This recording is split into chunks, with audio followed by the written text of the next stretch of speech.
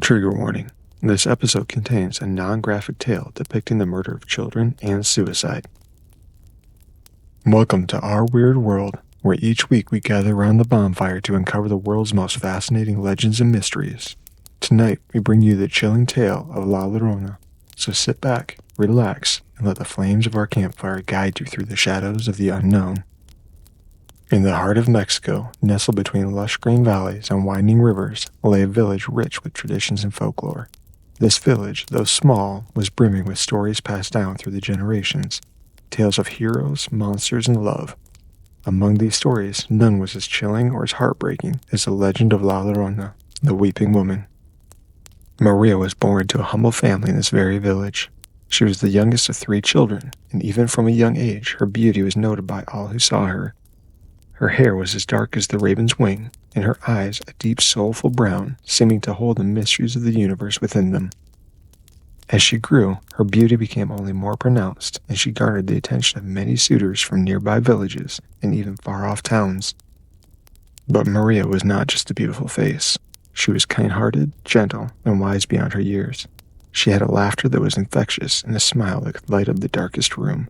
Her family, though poor, was proud of her and cherished her deeply.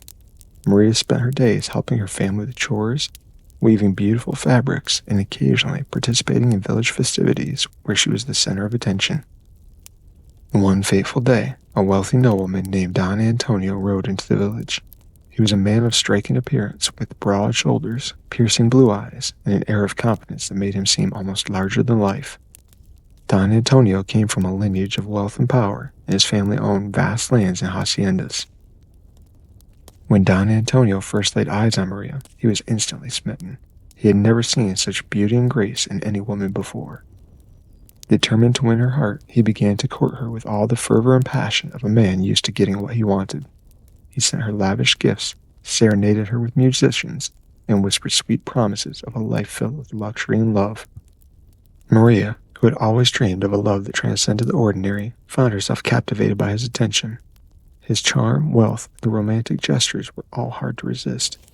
Despite her family's initial reservations about his intentions, her heart began to beat faster at the mere sight of him.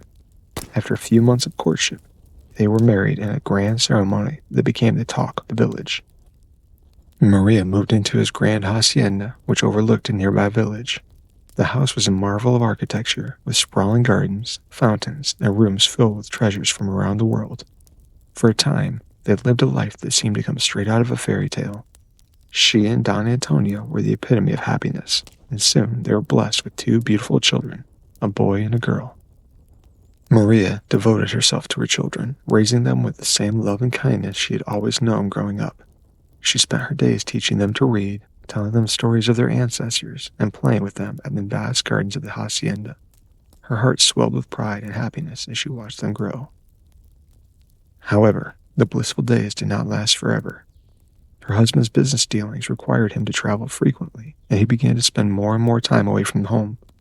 Initially, Maria accepted this as part of the responsibilities, but as the days turned into weeks, and the weeks into months, she began to feel the cold sting of loneliness. The prolonged absences took a toll on Maria.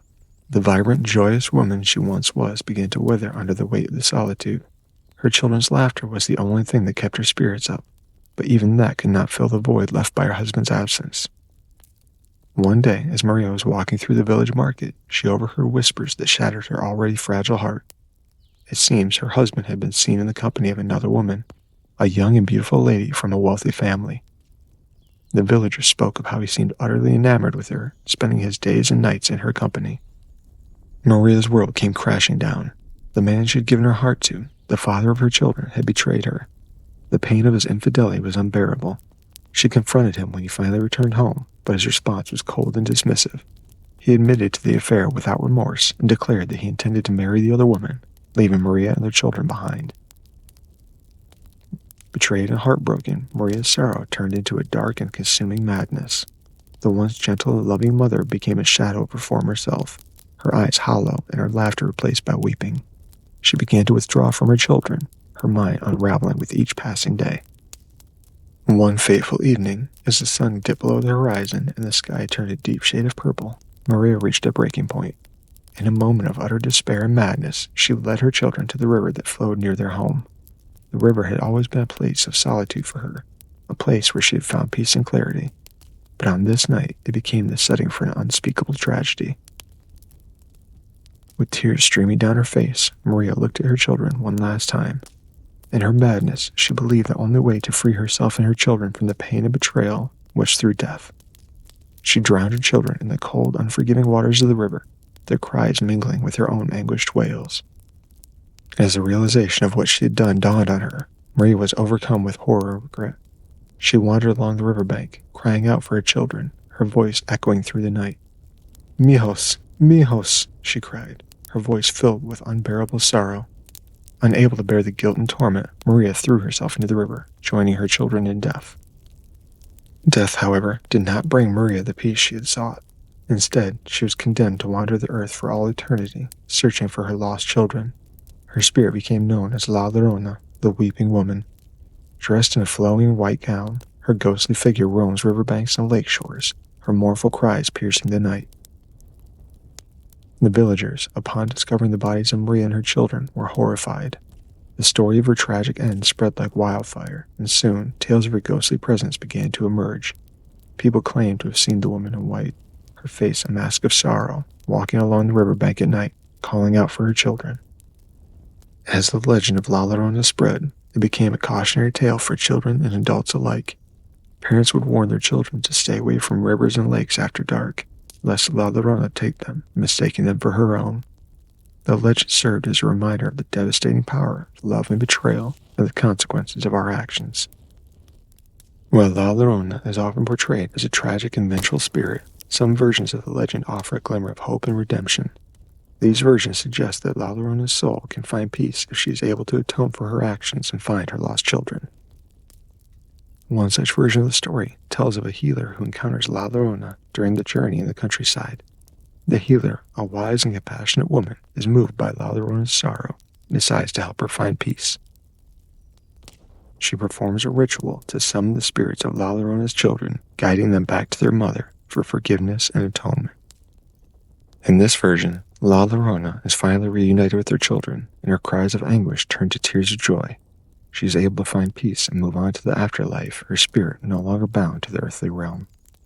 This interpretation of the legend offers a message of forgiveness and redemption, suggesting that even the most tormented souls can find solace and peace.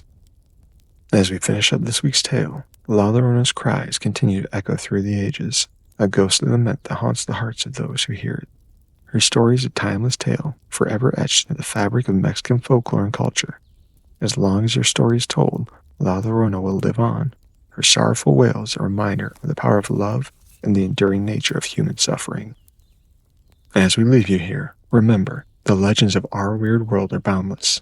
If you've enjoyed immersing yourself in tragic tales of folklore with us, please share, like, and subscribe to our channel for more content.